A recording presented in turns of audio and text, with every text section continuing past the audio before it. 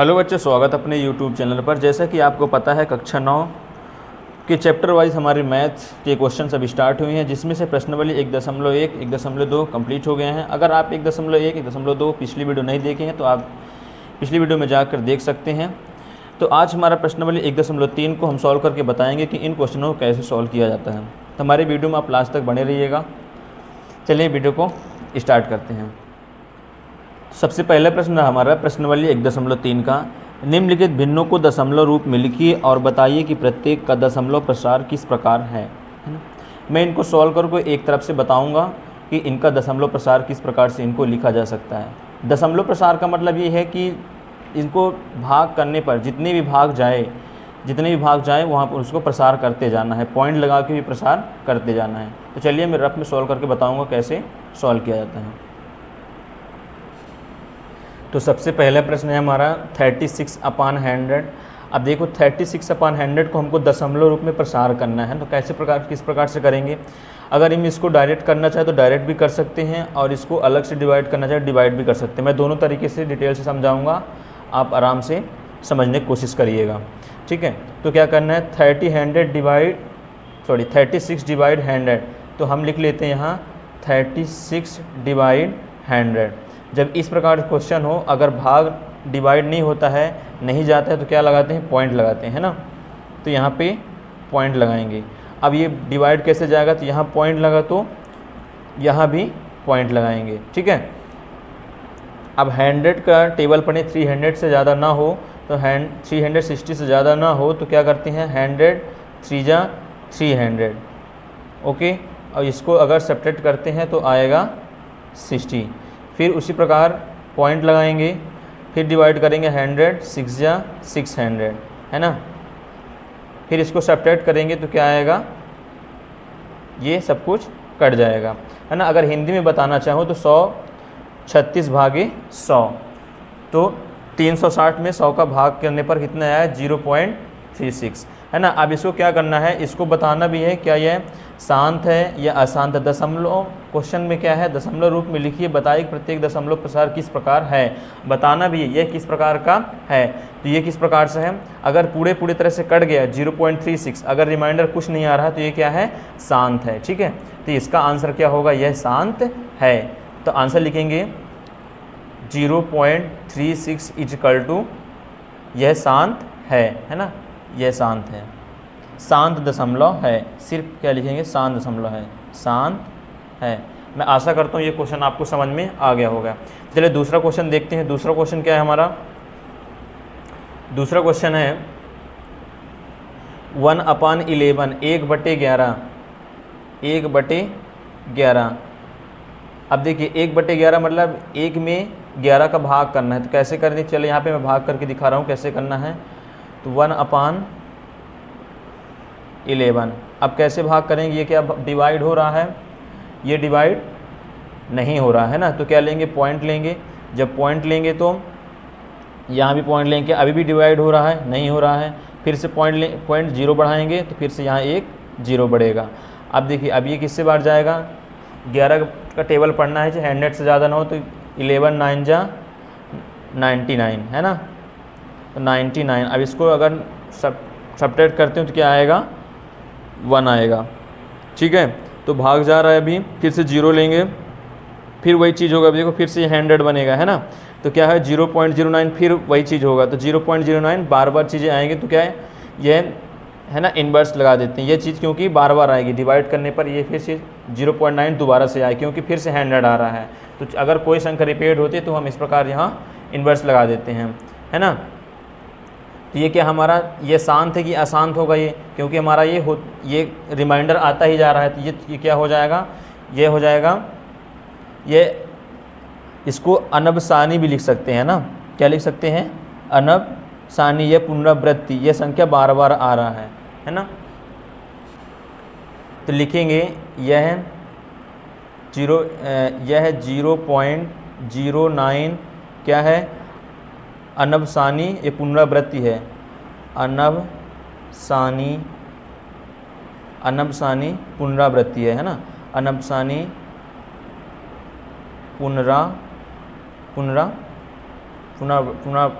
वर्ती है।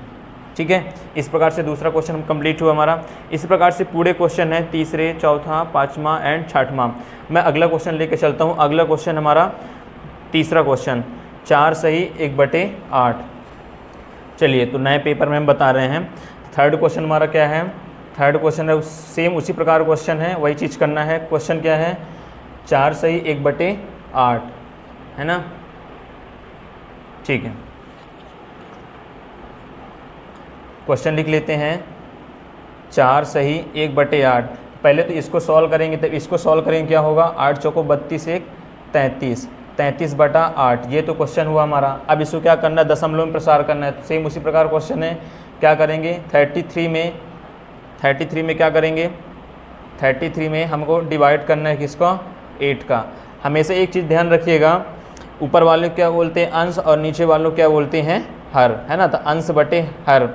अगर इसको इंग्लिश में बोला जाए तो ऊपर वालों को न्यूमरेटर और नीचे वालों को डिनोमिनेटर बोलते हैं। हमेशा अंश बटे हर मतलब हर से ही डिवाइड किया जाता है। क्या क्या कभी होता है, बच्चे ऊपर वाली संख्या से जैसे कटता है ना, तो न्यूमरेटर से डिवाइड कर देता है। तो हमें ऐसा नहीं करना है, हमें हर से ही डिवाइड करना होता है। ठीक है, तो 8 डिवाइड 33। तो 8 का टेबल पढ़ना, 33 से ज़्यादा ना हो। 8 चौको 32, ये सब्ट्रैक्ट होगा तो 1 आएगा। यहाँ पे 0 लेंगे, तो अगर यहाँ पे 0 लेंगे तो क्या आएगा? यहाँ पे पॉइंट लगाएंगे। अब देखो डिवाइड जा रहा है, यस 4 दूनी 8। ठीक है, ये सब्ट्रैक्ट होगा तो कितना आएगा? 2। ये से 0 लेंगे तो 4, फिर कट रहा है, ये कट रहा नहीं कट रहा, 2 बार में जाएगा तो 4 दूनी 8। ठीक है, कोई दिक्कत? ठीक है, वही चीज़ हो रहा है, सॉरी। हाँ ठीक है ना, क्लियर है। ये 10 हुआ तो 8 1 बार में जाएगा ना। देखो हाँ, 8 चौको 32 हुआ, ये 2 आया। 8 इक्कम 8 जाएगा। ठीक है, यहाँ मैंने गलत कर दी, 8 इक्कम मैंने 4 बोल दिया। तो 8 इक्कम 8, इसको माइनस करेंगे तो क्या आएगा? 1। फिर से 10 होगा, तो फिर 8 इक्कम 8, फिर से वही चीज़ होगा, ये माइनस होगा 2 आएगा, फिर से 0 लेंगे, है ना। ठीक है, तो ये कितना हो गया हमारा? 20 हो गया। 20, अब 8 का टेबल पढ़ना कि 20 से ज़्यादा ना हो। ये 1 है ना, ध्यान रखिएगा। मैंने गलती से इसको 4 2 जा 8 कर दिया था, लेकिन 8 1 जा 8 है। तो 8 का टेबल पढ़िए, 20 से ज़्यादा ना हो तो 8 दूनी 16, है ना। 8 दूनी 16, इसको माइनस करें कितना आएगा? 4। फिर 0 लेंगे तो 8 पंचे 40। देखिए पूरी तरह से डिवाइड हो चुका है, मतलब रिमाइंडर कुछ नहीं आ रहा। तो ये क्या होगा हमारा? ये शांत होगा, है ना। ये पूरी तरह से शांत होगा। इस प्रकार से ये हमारा तीसरा क्वेश्चन कंप्लीट हुआ। अब अगला चौथा क्वेश्चन क्या है? चौथा क्वेश्चन है 3/13, 3/13। अब इसको भी डिवाइड करेंगे, तो चलो यहीं पे डिवाइड करते हैं। 3/13 मतलब 3 का भाग किससे करना है? 13 से करना है। चलिए करते हैं, पॉइंट लगाएंगे तो यहाँ भी 0 आएगा। आएगा कि नहीं आएगा? यस आएगा। तो ये कितने बार में जाएगा? अब भाग चला जाएगा, तो 13 दूनी, पॉइंट लगा लेंगे, है ना। 13 दूनी 26, 13 दूनी 26, है ना। तो ये माइनस करने कितना आएगा? 4 आएगा। फिर 0 लगाएंगे, फिर जाएगा 13 तियाँ 39, 13 तियाँ 39। फिर इसको माइनस करेंगे, क्या आएगा? 1 आएगा। फिर 0 होगा, है ना। फिर यहाँ पे 0 लेंगे तो भाग नहीं जा रहा अभी भी, तो फिर 1 0 और बढ़ाएंगे, तो यहाँ भी 1 0 और बढ़ाएंगे। फिर 13 सत्ते 91, 91। फिर से यहाँ माइनस करेंगे तो 91 में ये माइनस हो कितना आएगा? 100 में 91 माइनस करेंगे तो आएगा 9, है ना। तो 9 आया। ठीक है, फिर से 0 लेंगे, बिल्कुल लेंगे। फिर क्या करेंगे? फिर कितनी बार में जाएगा ये भाग? कितनी बार में जाएगा? 13 का टेबल पढ़ना, 90 से ज़्यादा ना हो। तो 13 सत्ते 91, ज़्यादा हो जाता, 13 5 65, 13 6 78, है ना। 13 6 78, ये माइनस करेंगे 2 आएगा। फिर से वही 0। ठीक है, 10 में 8 घटाएंगे 2, और ये 1 आ जाएगा, है ना। ठीक है, फिर से डिवाइड करेंगे तो 13 नहीं है 117, 13 नहीं है ना, दिख पा रहा हो? 13 नहीं है, दिखा, 13 नहीं है 117। फिर इसको माइनस करेंगे तो मतलब क्या है? ये बढ़ते जा रहा है ना। और ये संख्या फिर इसको माइनस करने कितना आएगा? 2, सॉरी 3।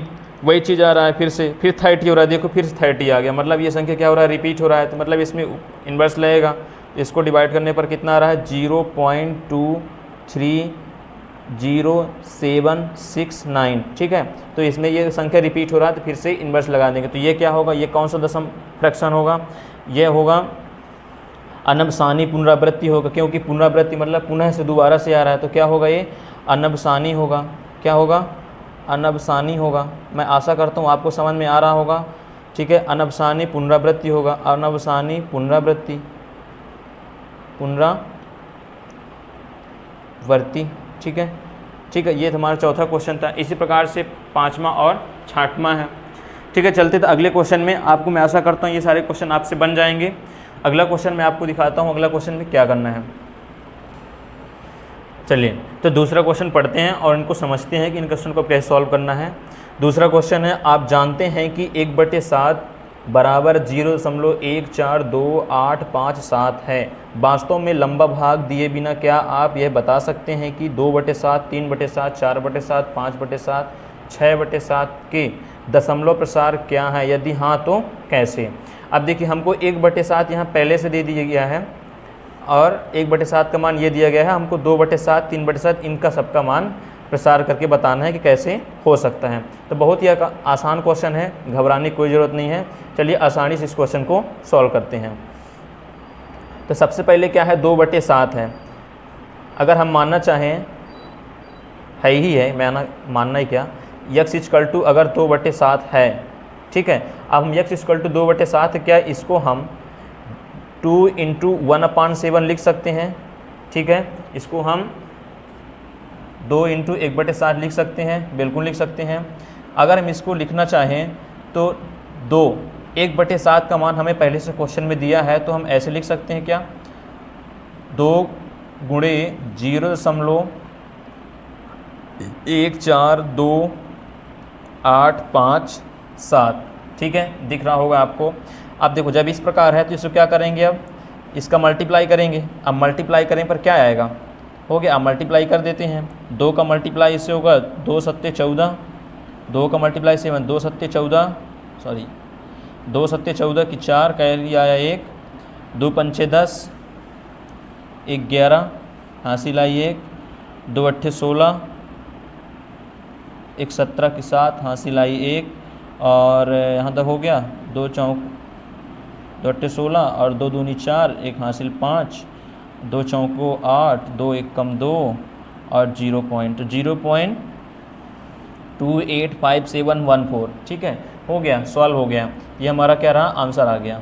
ये 2/7, ये इसका काम हमारा कंप्लीट हुआ। इसी प्रकार 3/7 तक करेंगे तो क्या दिया है, x इक्वल टू 3/7। अब देखो 3/7 को ऐसे लिखा जा सकता है 3 × 1/7, तो 3 × 1/7 मतलब 3 × 1/7 का मान कितना दिया है, 0.142857, 0.142857। अब इसका मल्टीप्लाई कर देंगे, इसका मल्टीप्लाई करें कितना आएगा, चलिए मल्टीप्लाई करते हैं। मल्टीप्लाई तो आपसे आता ही होगा, चलिए 3 × 7 = 21 की 1 हासिल आई 2, 2 3 × 5 = 15 और हासिल 2, 15 × 2 = 17 की 7 हासिल आई 1 और 3 × 8 = 24, 1 कैरी 25 की 5 हासिल 2, 3 दूनी 6 और हासिल 2 8, 3 × 4 = 12, 2 हासिल आई 1, 3 1 = 3 और 4, ठीक है, और 0।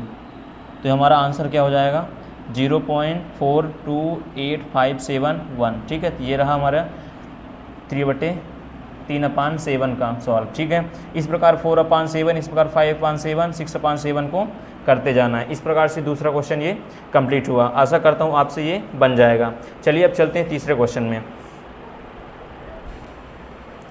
तीसरा क्वेश्चन हमारा क्या है, तीसरा क्वेश्चन पहले पढ़ते हैं। सबसे पहले मैं तो किसी भी क्वेश्चन करने के लिए सबसे पहले उसको आसानी से पढ़ते हैं, 1 बार 2 बार 3 बार, जब तक उस क्वेश्चन को समझ में ना आए कि इस क्वेश्चन में करना क्या है, तब तक क्वेश्चन को बार बार रिपीट करते हैं।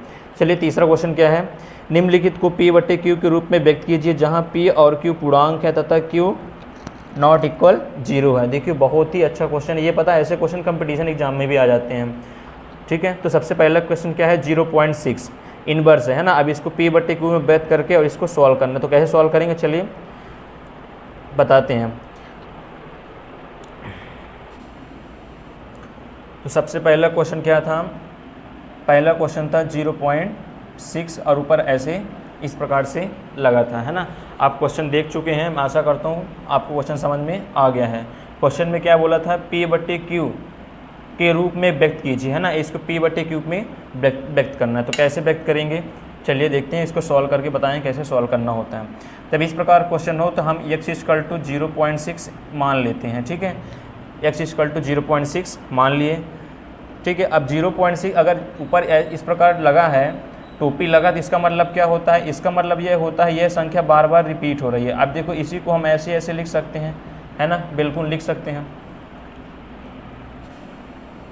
ठीक है। तो इस प्रकार से हम 0.66 बिल्कुल लिख सकते हैं। इसको इक्वेशन नंबर फर्स्ट मान लिए, ठीक है। अब क्या करेंगे, समीकरण ये इक्वेशन नंबर फर्स्ट में समीकरण एक में क्या करेंगे, दोनों पक्षों में क्या करेंगे, 10 का गुणा करेंगे। समीकरण एक में दोनों पक्षों में 10 का गुणा करने पर, ठीक है। तो कैसे गुणा करेंगे, अब देखिए, तो ये इसमें 10 गुणे 10 गुणे x होगा इक्वल टू, इधर क्या करेंगे 10 गुणे 0.666 इस प्रकार से रिपीट होगा, ठीक है ना। तो ये कितना हो जाएगा 10x 10x। अब इसको देखो यहाँ पे देखिएगा, अगर इसको हम 10 का मल्टीप्लाई करते हैं तो क्या होगा, ये अगर इसमें हम 10 का मल्टीप्लाई करते हैं तो ये हो जाएगा 6.66 हो जाएगा, है ना, ऐसे हो जाएगा बिल्कुल। अब इसी को हम अगर लिखना चाहें तो ऐसे लिख सकते हैं, क्या कैसे, 6 + 0.66 लिख सकते हैं। इसको हम इस प्रकार से लिख सकते हैं, बिल्कुल लिख सकते हैं, ठीक है। अब देखिए 10x = 6। अब देखो इसको हम क्या माने, 0.666 का मान कितना है, इसको हम x माने हैं, इसको हम x मान सकते हैं क्या, बिल्कुल इसको x मान लिए।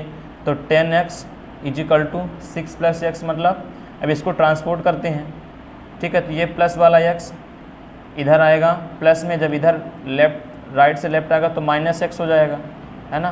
तो +x -x = 6। अब ये सब्ट्रैक्ट होगा तो कितना हो जाएगा, 9x = 6, ठीक है। तो x = कितना हो जाएगा, तो x = हो जाएगा 6/9। इसको कट कर देंगे, 3 दूनी 6, 3 त्रिकाई 9, तो x बराबर कितना हो जाएगा 2/3, ठीक है। ये हमारा सॉल्व हो गया। आशा करता हूँ ये आपको पहला क्वेश्चन समझ में आ गया होगा। ये रहा हमारा पहला क्वेश्चन। इसी प्रकार से दूसरा, तीसरा तक है ही है, ठीक है। चलिए अब चलते हैं अगले क्वेश्चन में। अगला क्वेश्चन क्या है, इसी प्रकार है, 0.07 का इन्वर्स लगा है ना, 0.07 का इन्वर्स। चलिए सॉल्व करते हैं इसको भी। ये रहा क्वेश्चन हमारा 0.047 इन्वर्स। सेम उसी प्रकार क्वेश्चन है। फर्स्ट क्वेश्चन अगर समझ में नहीं आया होगा तो हम दूसरा क्वेश्चन डिटेल से बता देंगे तो समझ में आ जाएगा, कोई दिक्कत नहीं होगी, ठीक है।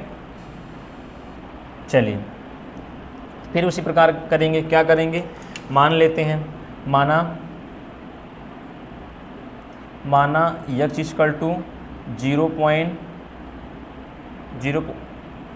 0.47 है ना, यहाँ 0 नहीं है, सॉरी यहाँ 0 नहीं है, सिर्फ 0.47 इन्वर्स है, 0.47 इन्वर्स ये क्वेश्चन है ना।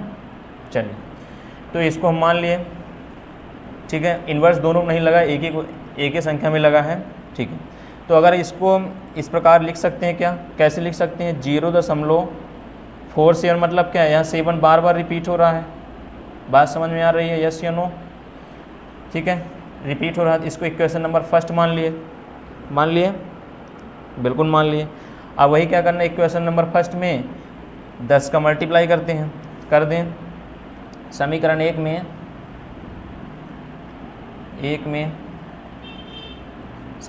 क्या करेंगे, 10 समीकरण एक में दोनों पक्ष में 10 से गुणा करें। समीकरण एक में 10 का गुणा करने पर, दोनों पक्ष में करेंगे ना, गुणा करने पर, ठीक है, तो गुणा करेंगे तो कितना हो जाएगा 10x बराबर कितना हो जाएगा ये, अब इसमें गुणा करेंगे कितना हो जाएगा 4.7 ऐसे हो जाएगा, यहाँ पे पॉइंट लग जाएगा। ठीक है, अब देखिए फिर इसको समीकरण नंबर 2 मान लो।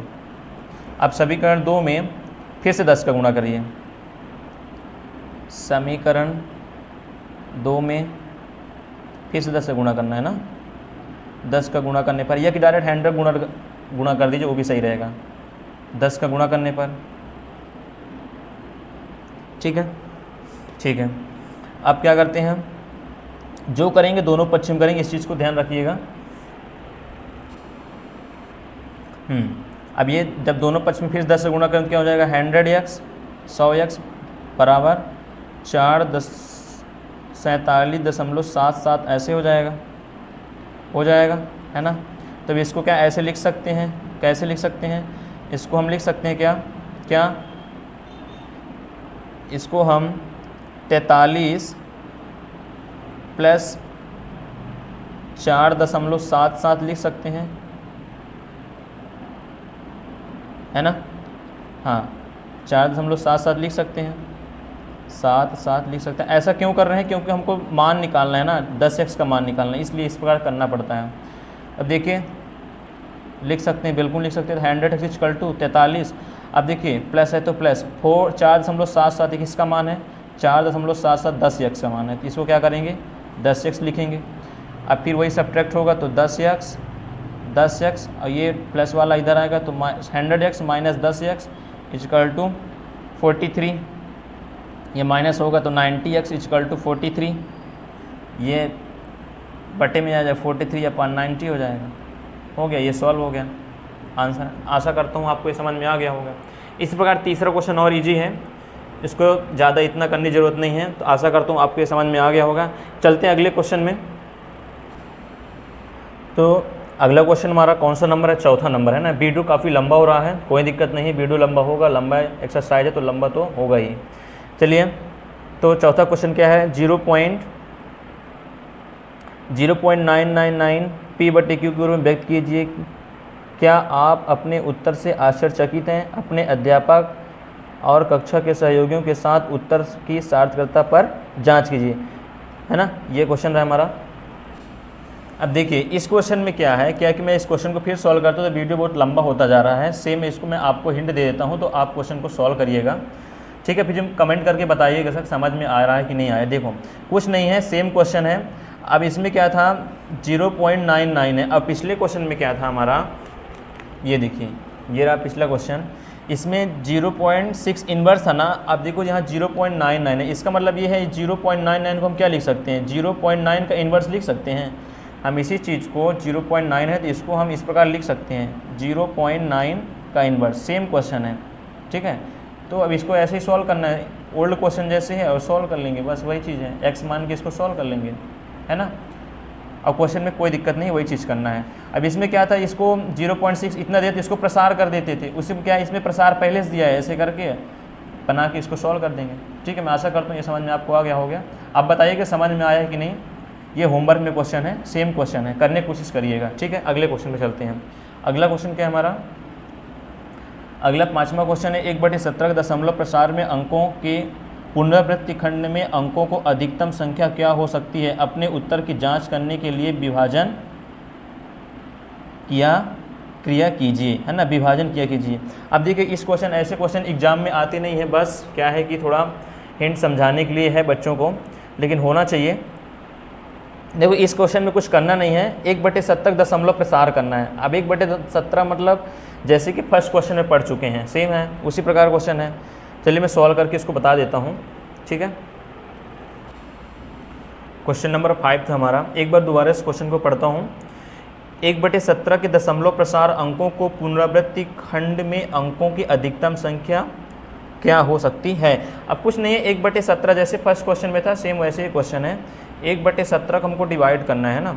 इसको मैं डिवाइड करके डायरेक्ट सॉल्व करके बताता हूँ, क्योंकि अगर मैं डिवाइड करता हूँ तो बहुत ज़्यादा टाइम लग जाता है। अगर इसको लिखना चाहे तो ऐसे इसको हम लिख सकते हैं। क्वेश्चन नंबर कौन सा है, 5 है। मैं सॉल्व कर दे रहा हूँ, आप लोग अपने रफ में सॉल्व कर लीजिएगा। 1/17 दशमलव प्रसार, अगर इसको हिंट में लिखना चाहे तो 1/17 के दशमलव प्रसार में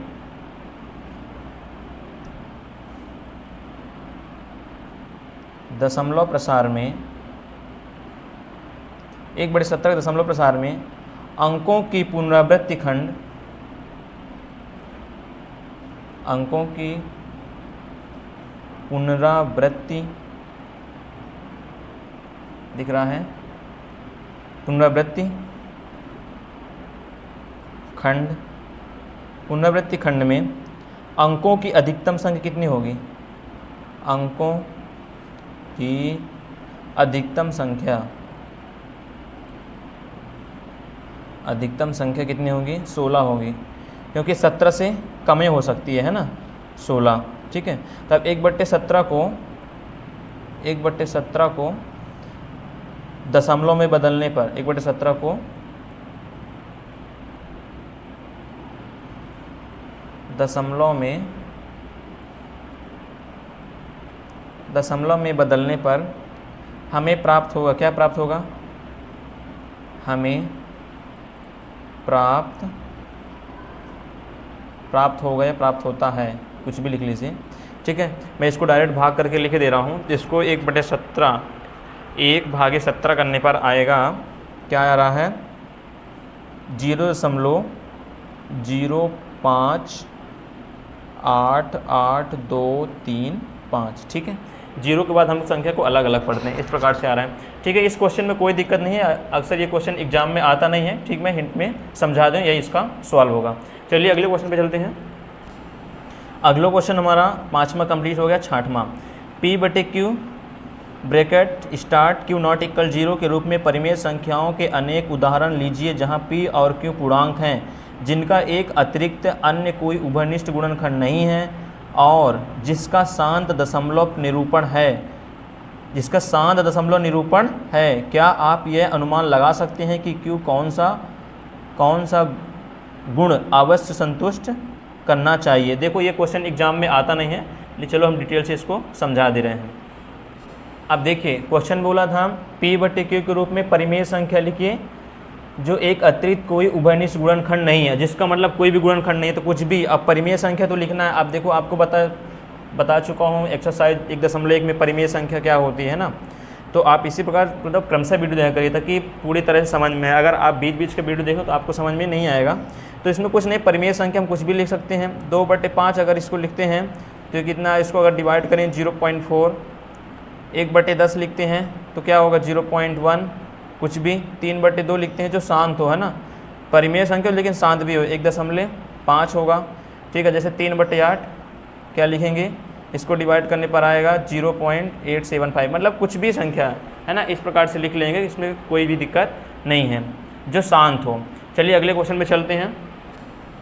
अब देखिए 7वां क्वेश्चन बहुत ईजी है, इसमें भी कुछ करने लायक है नहीं। ऐसी 3 संख्याएं लिखिए जिनके दशमलव प्रसार अनवसानी अनावृत्ति हो। अब देखो मैं पहले क्वेश्चन में इसी एक्सरसाइज में अनवसानी वाले क्वेश्चन लिखाए हैं, है ना, तो उसमें क्या लिखना है, ऐसी 3 संख्या लिखना, अपने से कुछ भी लिख दीजिए, है ना, जो 3 क्या हो, अनवसानी हो, जो मतलब बार बार रिपीट आए, है ना। जैसे कि एग्जाम्पल के लिख सकते हैं अनवसानी में, जैसे जो रिपीट आए 141 141, 0.141 0.141, है ना, जो रिपीट आए, जैसे 0.25 0.25 0.25, जो क्या अनवसानी हो, वह संख्या बार बार रिपीट हो। 3 संख्या लिख देना है। इस क्वेश्चन में कुछ करने योग्य है नहीं, सेम पहले क्वेश्चन जैसे ही है। 8वां क्वेश्चन पढ़िए। परिमेय संख्याएं 5/7 और 9/11 के बीच 3 अलग अलग परिमेय संख्या ज्ञात कीजिए। अब देखिए 3 अलग, इसके बीच 5/7 इसको डिवाइड कर लेंगे और 9/11 को इसको डिवाइड कर लेंगे। अब इसके बीच 3 परिमेय संख्या अलग अलग लिख देंगे। ठीक है, ये भी बन जाना चाहिए, इसके बीच का परिमेय संख्या लिखना। चलिए इसको मैं सॉल्व करके बता देता हूँ 8वां नंबर कैसे सॉल्व करना है। क्वेश्चन क्या था हमारा, 5/7 और 9/11 के बीच 3 अलग अलग परिमेय संख्या। कुछ नहीं है क्वेश्चन में, 5/7 और क्या है 9/11, है ना, 9 इनके बीच परिमेय संख्या तो बतानी है, 3 अलग अलग परिमेय। अब देखो इसको डिवाइड में डायरेक्ट कर लेता हूँ क्योंकि डिवाइड करने में ज़्यादा टाइम लग जाता है। इसको मैं डिवाइड करूँगा तो कितना आएगा 0. चलो डिवाइड करना ही पड़ेगा, मैं कर लेता हूँ डिवाइड। हाँ, तो डिवाइड करने पर कितना आ रहा है 7114285। ठीक है, इसको डिवाइड करने पर ये आया, और और क्या बोला है 9/11, इसको डिवाइड करने पर कितना आएगा, इसको जब डिवाइड करने का आएगा 0.81, 0.81 मतलब बार बार आ रहा है ना, तो इनवर्स लगा सकते हैं।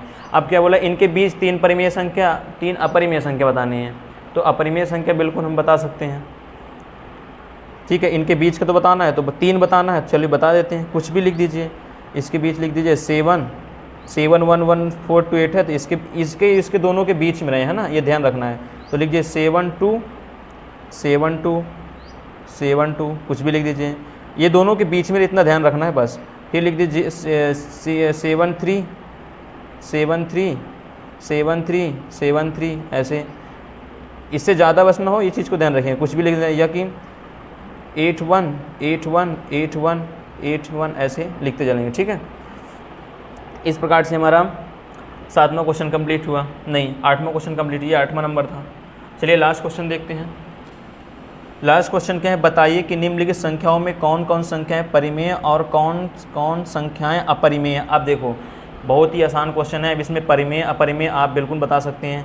√23 ये क्या होगा, ये अपरिमेय संख्या है, इसको जब हम भाग 20 से वर्गमूल निकालेंगे तो ये पॉइंट में आएगा, तो अपरिमेय है।